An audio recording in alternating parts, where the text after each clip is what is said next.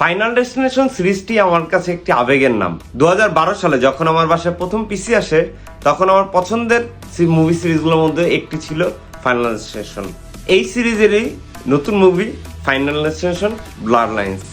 So এটা নিয়ে তো রিভিউ হবেই। 1968 সালে অ্যারিস নামে একটি মেয়ে একটি বড় ট্র্যাজেডি থেকে ফাইনাল ডেস্টিনেশন এর ক্লাসিক ফর্মুলায় অসংখ্য মানুষকে বাঁচায়, যা ডেথ এর পছন্দ হয় নাই, কারণ এদের মৃত্যু লেখা হয়ে গিয়েছিল। মুভির স্ক্রিন প্লে ছিল পারফেক্ট, যেখানে একদিকে মৃত্যু থেকে বাঁচার আগ্রহ, অন্যদিকে মৃত্যুর ভয়, দুটোকেই ইকুয়ালি প্রাধান্য দেওয়া হয়েছে।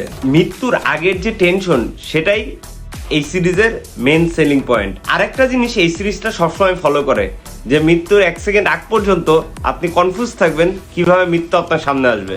আর ফাইনাল ডেস্টিনেশন ব্লাড লাইনে স্পেশালি মৃত্যুর প্যাটার্ন এবং মৃত্যুর অর্ডার দুটোই চেইন মেনটেন করে। ইয়েস, এই মুভিটা দেখার জন্য আগের কোনো পর্বই আপনাকে দেখতে হবে না। আর হ্যাঁ, আপনার পকেটে যে কয়েনটা আছে সেটা নিরাপদে ব্যবহার করুন। That's all for today. Stay safe, stay fun with টোটোরক্স।